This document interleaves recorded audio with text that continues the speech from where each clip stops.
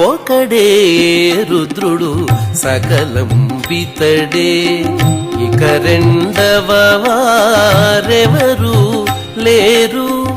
ఒకడే రుద్రుడు సకలం పితడే, ఇక రెండవ వారెవరు లేరు. అమృతముగ్రోలు జిహ్వ చవియంచు దలంచున తేనె, ఇంటిలో అమర మహీరు హంబుదయమైన నరుండు అవనీసు వేడునే. యమిజన భాగ్య రూపమగు నాదిమతత్వము కాళహస్తి దైవము భజించ మానసము వారవధూమద సౌఖ్యమందునే. అమృతముగ్రోలు జిహ్వ చవియంచు దలంచున తేనె. అమృతాన్ని తాగిన నాలిక తేనె చాలా బాగుంది అంటుందా? అమృతం దొరకనంత వరకు తేనె గొప్పది, కానీ అమృతం రుచి చూసేకి తేనె బాగుంది అనిపిస్తుందా? ఇంట్లో కల్పవృక్షం ఉంచుకున్నవాడు వెళ్ళి రాజుల దగ్గర వేడుకుంటాడా? గొప్ప మాట అన్నది ఇక్కడ. ఇంట్లో కల్పవృక్షం ఉంటే ఏది కావాలంటే అది ఇస్తుంది. మళ్ళీ రాజుల దగ్గరికి వెళ్ళి వాళ్ళని బతిమాలుకుని వాళ్ళని పోగొడుకుని వాళ్ళు ఇచ్చిన దానికోసం ఆశపడ్డం ఎందుకు? యమిజన భాగ్య రూపముగు ఆదిమతత్వము. చక్కటి మాట అంటున్నాడు ఇక్కడ. యమిజనులు అంటే మునులు, నిగ్రహ శక్తి కలిగిన యతీంద్రులు, వారి భాగ్యమైన వాడు పరమేశ్వరుడు. విరక్తి పొందిన వాళ్ళు కదా యోగులు అంటే, విరక్తి పొందిన వాళ్ళు రక్తిగా పరమేశ్వరుని తలంచుకుంటారట. విరక్తులకే రక్తి పుట్టించాడంత వాడు భగవంతుడు. కానీ వాళ్ళ భాగ్యమైనటువంటి ఆదిమతత్వము కాళహస్తి దైవము, ఆది పరమపురుషుడైనటువంటి ఆయన్ని భజించే మనస్సు ఇంకోవైపు వెళుతుందా అని చెప్తే, వీళ్ళ మాటలు సాగుతున్నాయి, ఆమె మాటలు సాగుతున్నాయి, కానీ వీళ్ళు మాత్రం ఆమె చెప్పిన మాటలు లొంగలేదు. కానీ పొద్దుటి నుంచి వీళ్ళ మధ్యని వాద వివాదాలు తప్పట్లేదు. ఈ సమయంలో వాళ్ళు అనుకున్నట్ట ఏమని, మనం ఇలాగ ఇంట్లో ఉన్నంత కాలం ఇప్పుడు పోరు తప్పదు, ఇక్కడి నుంచి ఎలాగోలా దారి చూసుకుని వెళ్ళిపోయి ఆ కాళహస్తీశ్వరుని చేరుకోవాలి. ఎప్పుడు ఇదే ఆశ, తల్లి వెళ్ళనిచ్చేది కాదు, కానీ మనస్సులో మాత్రం ఏదో మార్గంతో వెళ్ళిపోతే బాగుండును అని. పరశంభున్ కాళహస్తీశ్వరం చేరంబోవక మానదు. గట్టి నిర్ణయానికి వచ్చారు, ఎలాగో అవలాగా ఆ కాళహస్తికి చేరుకోవాలి. ఈ వీట ఎవ్వారచ్చోటికి మమ్ము నెమ్మి గొనుపోవని శక్తులు ద్యుక్తులై. ఇప్పుడు మనం అక్కడికి వెళ్ళాలంటే మన ఇద్దరం ఒంటరిగా ఎలాగో వెళ్ళాం, తోడు తీసుకుని వెళ్ళేవారు ఎవరూ లేరు, ఎలా వెళతాం? పైగా మమ్మల్ని అక్కడికి తీసుకెళ్ళి ఇక్కడి నుంచి తప్పించి అక్కడికి తీసుకెళ్ళే ఏ ధన్యులైనా ఉంటే బాగుండు అని మనస్సు కనిపించుట. ఏ ధన్యులు మము హిమగిరిజాధవునిన్ కాళహస్తి సర్వేశ్వరునిన్ బోధమయున్ సంసారాంబోధి తరణు గొలువ గొంచుబోయెదరు.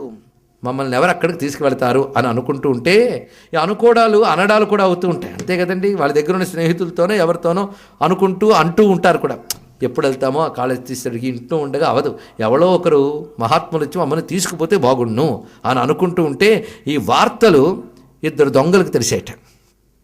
కొన్ని పక్కవాడికి కూడా తెలియని దొంగలకు తెలుస్తూ ఉంటాయి. అదే వాళ్ళ నైపుణ్యం. మనం ఏం చేయగలం? అన్నీ తెలుసుకోగలగడం వాళ్ళ గొప్పతనం. వాళ్ళ పని ఏంటంటే ఈ అరుగుల మీద వచ్చి పడుకునేవారు ఈ దొంగలు. ఇలాంటి పనులే చేస్తుంటారు. అబ్జర్వేషన్కి మంచి అవకాశం కదా. తలపోయన్ తమ పంచతిన్నియల మీదన్. వాళ్ళు ఎలా పడుకునేవారంటే వేషాలు వేసుకుని పడుకునేవారట. విభూతి రుద్రాక్షలు ఇవన్నీ వేసుకుని. ఎందుకంటే సన్యాస వేషం వేసుకుంటే చాలా బాగుంటుంది, ఎవడు ఏమనడు. సన్యాస వేషంతో చాలా సులభంగా మోసం చేయొచ్చని ఆనాడు రావణాసుడికి కూడా తెలుసు. అలాగే వచ్చాడు కదా. కనుక వీళ్ళు కూడా ఎలా తయారయ్యారంటే జంగముల్వోలే నిచ్చలు తొంగుండెడి కన్నగాండ్రు అని వేశారు. కన్నగాండ్రు అంటే దొంగలు, కన్నం వేసి దోచుకునే వాళ్ళు. కనుక వాళ్ళ అరుగుల మీద ఉండేవాళ్ళు జాగ్రత్తగా ఈ మాటలు విన్నారట. విని శభాష్ అనుకున్నారు, మంచి అవకాశం వచ్చింది. ఎందుకంటే మనం చాలా కష్టపడుతూ ఉంటాం దొంగతనాలకి. వాడిల్లు వీడిల్లు కొట్టి దోచుకున్నామని మమ్మల్ని అంటారు, కానీ మాకెన్ని టెన్షన్లు వాళ్ళకేం తెలుసు. ఎవడికి దొరకకుండా, మళ్ళీ ముద్రలు మిగల్చకుండా, మళ్ళీ కుక్కలు తోలి పట్టుకున్నా దొరకకుండా మా అవసరమేం పడాలి. పైగా రాజద్వారములు సొచ్చి కావలిగాండ్రన్ కనుబ్రామి చొప్పడచి త్రోవలు తప్పిపోనేలా. ఏదో చిన్న చిన్న దొంగతనాలు కాదు, గట్టిగా కొడితే రాజుగారి ఖజానా కొట్టాలి. రాజుగారి ఖజానా కొట్టాలంటే అడుగడుగున ప్రమాదమే. ఇన్ని ప్రమాదాలు దాటుకుని కొట్టుకుని తెచ్చుకున్న సొమ్ముతో మనం సుఖపడతాం, కానీ అంత కష్టపడక్కర్లేకుండా అంత సొమ్ము ఇక్కడొచ్చే అవకాశం ఉన్నది. కాబట్టి మనం దీన్ని వినియోగించుకోవాలి. ఇంతుల నమ్మించిన కాళహస్తికనవత్తుర్ తక్కు తద్రవ్యముల్.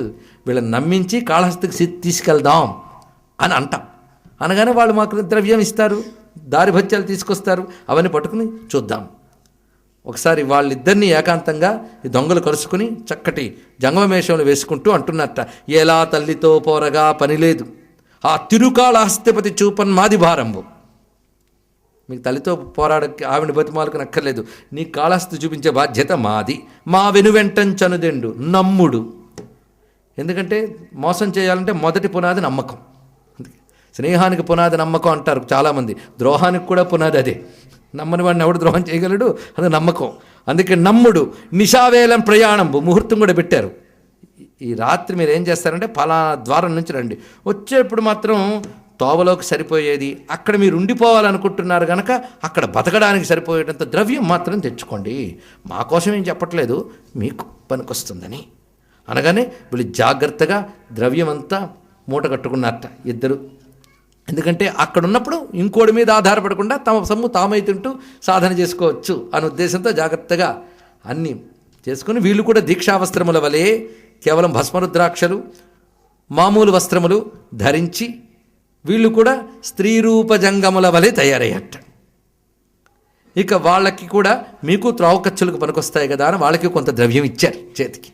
అయితే వాళ్ళు ఇచ్చిన ద్రవ్యంతో తృప్తిపడరు, ఉన్న ద్రవ్యం కూడా లాక్కునే వరకు వెంటుంటారు వాళ్ళు. మొత్తానికి అన్నీ సిద్ధం చేసుకుని ఇంకా మనం బయలుదేరదాం పదా అని జాగ్రత్తగా ఇంటి నుంచి తప్పించి తీసుకువెళ్ళేట వీరు ఉభయల్ని కూడా.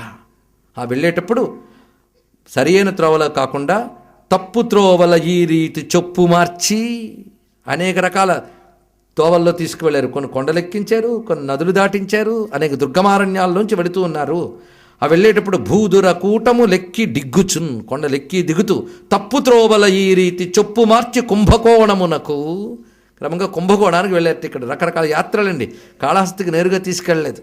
నిజానికి వాళ్ళు ఏ బుద్ధితో తీసుకెళ్ళినప్పటికీ కూడా దగ్గరుండి శివక్షేత్రాలు చూపిస్తున్నారు. ఇంకేం కావాలండి? అసలు వీళ్ళు పెద్ద మార్గబంధువులు అయిపోయారు. దగ్గరుండి తీసుకెళ్తున్నట్ట కుంభకోణాన్ని చూశారు. అక్కడ కుంభేశ్వరుడు ఉన్నాడు, ఆ పరమశివుని దర్శించారు.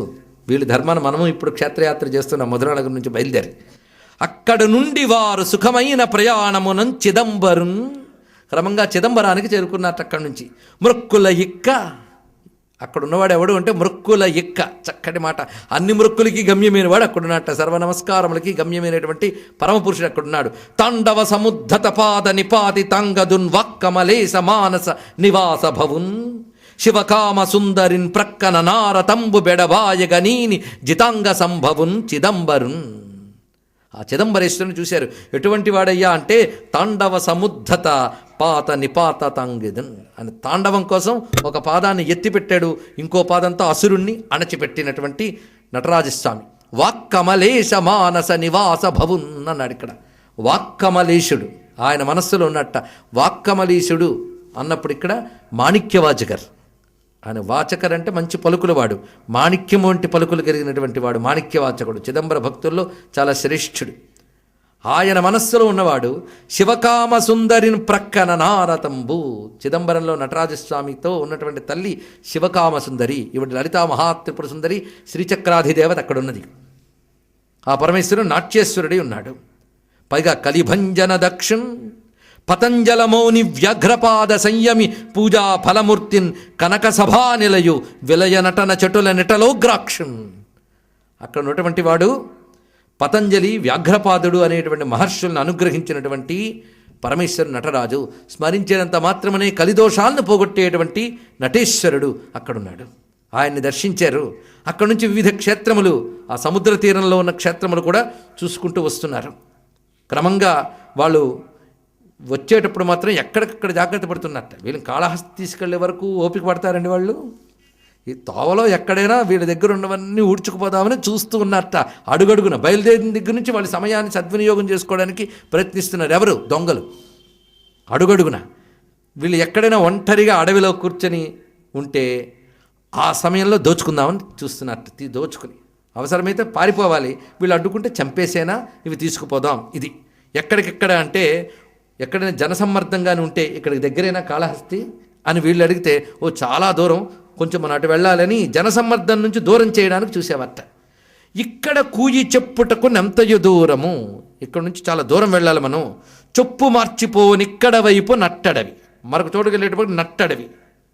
ఇంకొక చోట ఇక్కడ చేరువ ఊరు పల్లె లేదు. వీళ్ళు అనుకునేవారట ఇక్కడ జనసమ్మర్దం ఏది లేదు, ఇక్కడ దోచుకోవచ్చు అని ఒక్కొక్కసారి అనుకునేవారట.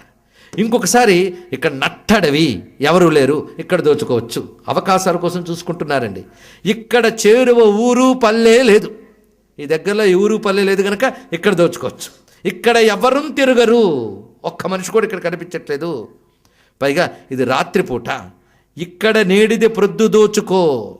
రాత్రిపూట అయినప్పటికీ ప్రయాణాలు మనకు ఉంటారు ఒంటరిగా ఈ సమయం కనుక ఈ అవకాశాలు తీసుకుని దోచుకుందామని చూస్తున్నట్ట. ఒక్కొక్కప్పుడు అడవుల్లో ట్రై చేశారు, ఇంకొకటి జనాలు లేనప్పుడు చూశారు. వీళ్ళు ఎప్పుడు ఇలా అనుకుంటే అప్పుడు ఒక సందడి కనబడేది.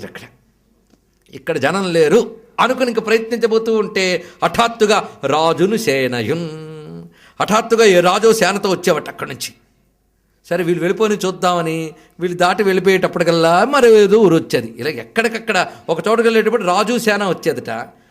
ఇది అడవి అని అనుకుంటూ ఉంటే శబరరాజు పులింద భటాలయన్, ఒక బోయలవాడు వాడి వెనకాల బోయల గుంపు వచ్చేవట. అడవిలోకి వెళ్తే అలా వచ్చేవట. ఇంకో చోట ఇక్కడ ఊరు పల్లె లేదు అనుకుంటూ ఉంటే అక్కడ వణిగ్రాజును వైశ్యులు, కొంతమంది వ్యాపారులు, ఆ వ్యాపారుల గుంపుకు పెద్ద వ్యాపారి ఉండేవట. ఆ పెద్ద వ్యాపారి దగ్గర అందరూ చిన్న చోటా వ్యాపారులందరూ ఈయన వెంట వచ్చేవట. ఆ గుంపు అలా కనబడేదిట.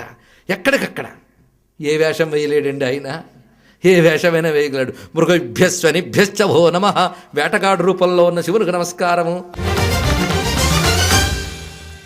మీ అభిప్రాయాలను సూచనలను మాకు తెలియజేయాల్సిన చిరునామా భక్తి TV, care of Rachana television private limited, road number 92, Jubilee hills, Hyderabad 5,96,000.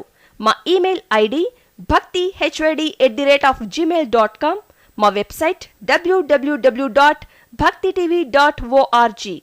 Phone number 901012223333.